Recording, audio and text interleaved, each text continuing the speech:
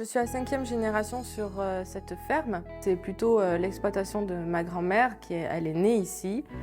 Et il y a toujours eu des blondes d'Aquitaine, des vaches dans cette grange, toujours eu de la vigne et des terres pour le foin et les céréales pour les animaux.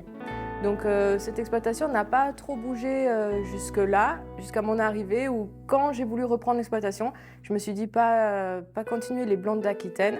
Et donc là j'ai créé les gîtes. Ça s'est fait assez naturellement parce qu'en fait c'est un lieu, c'est un endroit où on se le dit entre nous très souvent, où les gens aiment venir, que ce soit pour venir nous acheter du vin ou les amis qui viennent, la famille ou maintenant voilà, les locataires. Ils aiment venir ici et ils s'y sentent bien. En fait, moi je suis en fait une amoureuse des objets.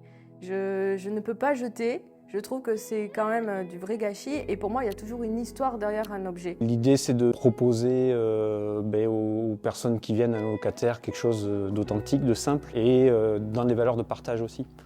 C'est à la fois quelque chose qui est profondément ancré en nous, mais aussi qu'on veut transmettre à notre fille.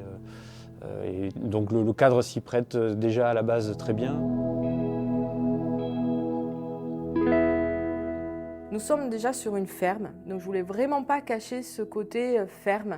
Au contraire, c'est surtout donner le côté exploitation d'autrefois, redonner une ambiance où les gens retrouvent un peu des souvenirs de chez leur grand-mère ou leur vieille tante. Voilà, que ça soit très convivial et que les gens se sentent très bien de suite pour même des courts séjours, qui s'approprient le lieu. Et qui s'y sentent bien. Donc une petite ambiance, on va dire, cosy et familiale. On s'aperçoit que les enfants, mais aussi les parents, sont hyper contents, hyper joyeux d'aller voir les animaux, de leur apporter un petit peu à manger, d'aller au poulailler, ramasser les œufs. Et c'est ces petites choses finalement qui pour nous sont finalement banales parce qu'on les vit au quotidien. Pour eux, pour certaines personnes, ils n'ont pas accès à ça. Et l'idée, c'est de leur donner cette expérience-là, qui est simple. Il y a une fois, le poêle à granulés, il était en panne. Bien sûr, il y avait des locataires dans le gîte, donc ils étaient partis. Et donc mon beau-père a commencé à le démonter, et puis il a eu l'idée lumineuse finalement d'utiliser un souffleur, un souffleur à feuilles finalement pour essayer de déboucher le conduit de cheminée. Il me dit, je vais souffler dans le conduit. Et tout va sortir là, voyez.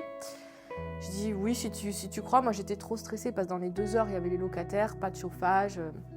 Et du coup je reviens quelques temps après et je vois mon gîte plein nuages de suie, mais vraiment. Et lui plein de suie. Je dis qu'est-ce que t'as fait? Eh bien j'ai mis le souffleur dans le conduit, sauf que j'ai oublié de fermer la porte du poêle. La grange, la ferme représente ça, elle représente finalement le passage des générations et ce que nous on peut y laisser en respectant les lieux, en respectant les personnes qui sont passées. Ah, pour moi, la grange, c'est presque, ça va être bizarre pour certains, mais c'est comme un membre de ma famille. Voilà, j'y tiens énormément. Elle représente beaucoup parce qu'elle représente ma famille, mes ancêtres. Pour moi, c'est pas à moi, c'est la maison, l'exploitation familiale. Vraiment, je suis que de passage ici et je veux vraiment honorer toutes ces personnes qui étaient avant moi sur cette ferme. Donc c'est vraiment une partie, c'est un membre de ma famille, la grange, la ferme. C'est comme une vieille tante.